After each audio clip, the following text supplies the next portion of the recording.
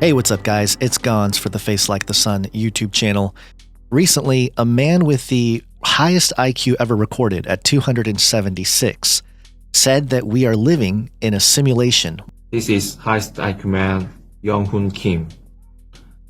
In this video, I would like to declare the most important thing, the most important statement.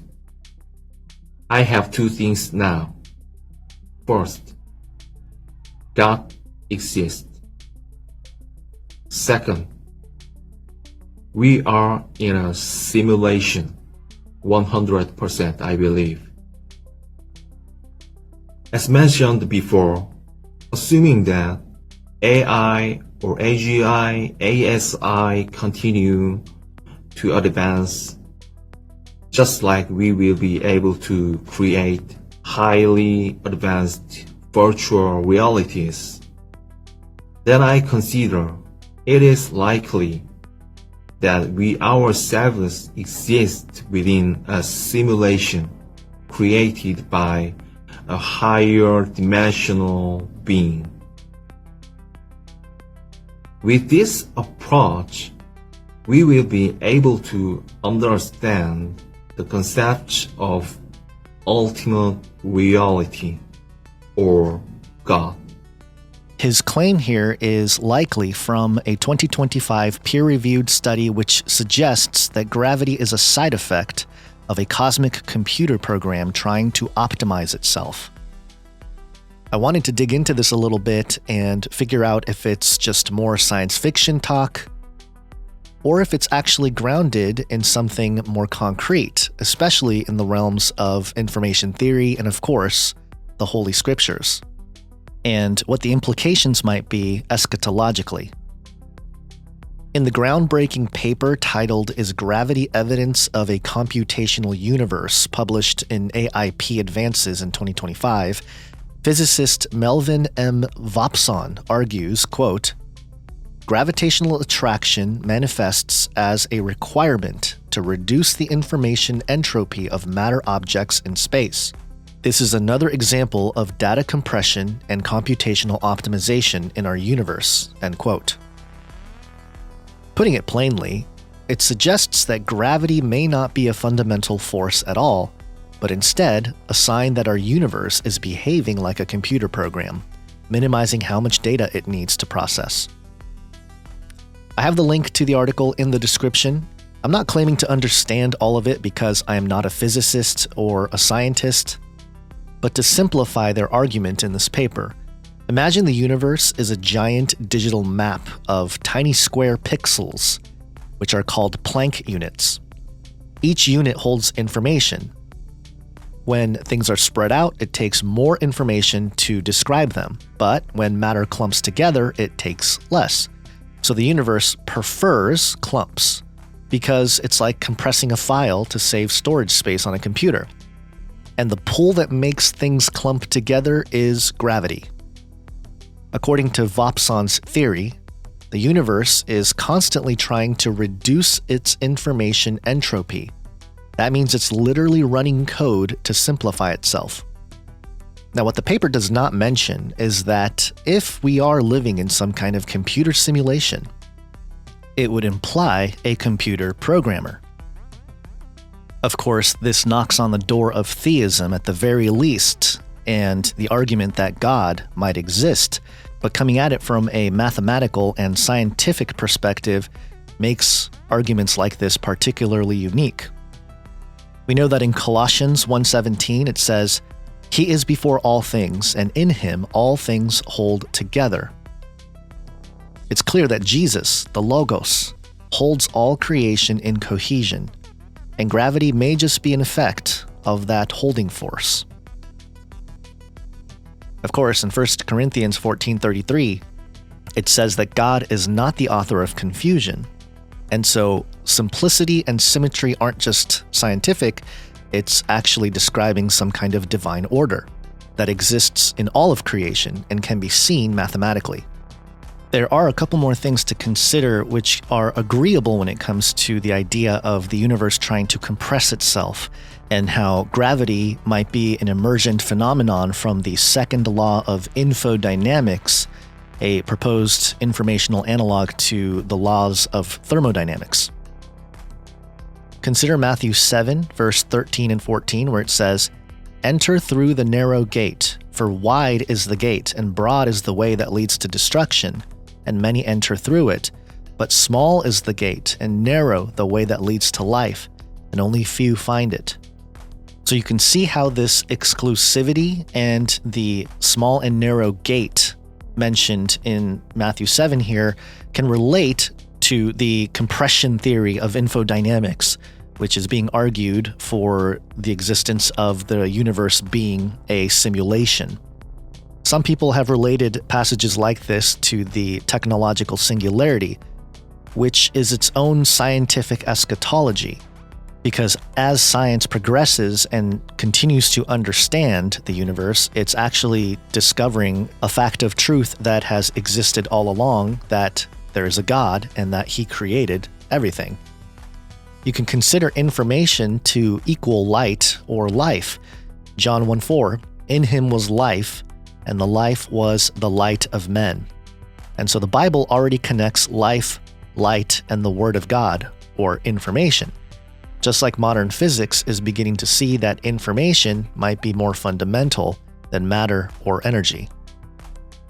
So while there are some overlap between basic biblical theology and what this new paper is arguing about the nature of the universe, there are some deeper things to consider, especially when it comes to the eschatological passages concerning the biblical narrative.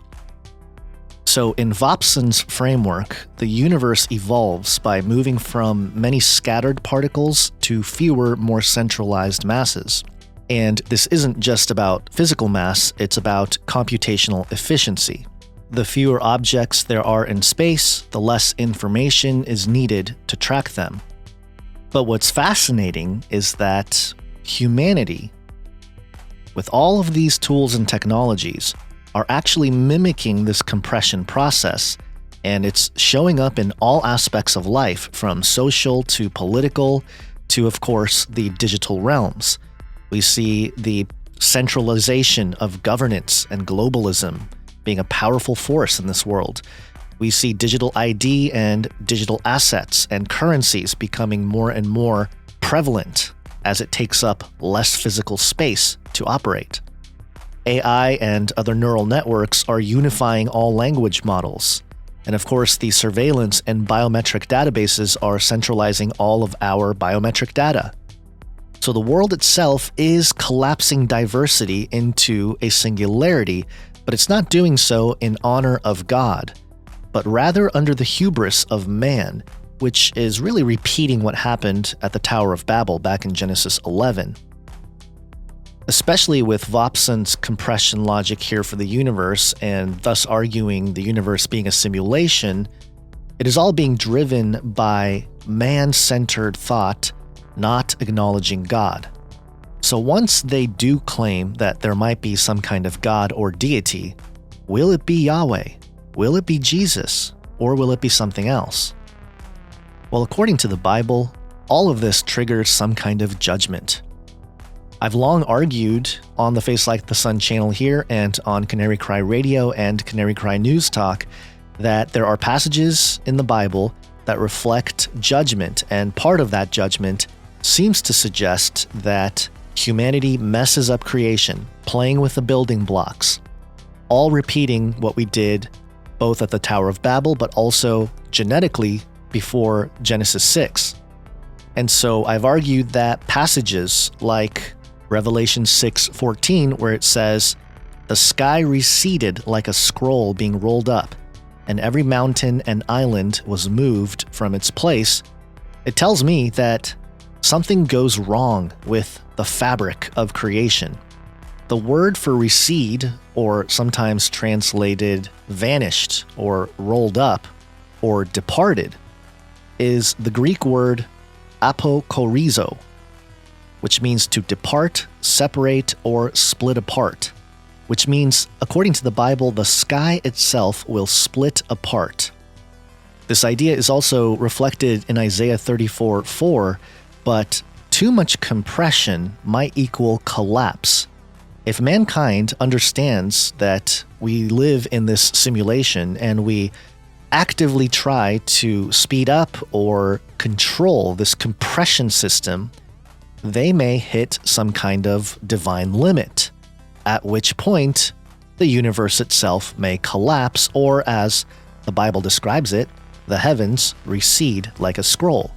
And it would make sense why God restores creation with a new heaven and a new earth, because this knowledge that we are attaining through the scientific method and mathematics, void of God and the truth of the Bible and the scriptures and the knowledge of Christ, will end up glorifying themselves, which will end up being the Luciferian philosophy, where they believe the lie in the garden that we are gods. Of course, through Christ and the covering of his blood, which was shed for us, our place in eternity is something much more divine and eternal than our current state. But again, that comes through the work of Jesus Christ, not through a scientist or even the man with the highest IQ in the world. So, to conclude here, while there are some overlap and similarities from what the Bible explains of creation with this simulation theory, it clearly has some holes in it, especially when put next to biblical eschatology. So keep an eye on these scientists and physicists who are pushing the boundaries of what has been standard physics for the last 100 years.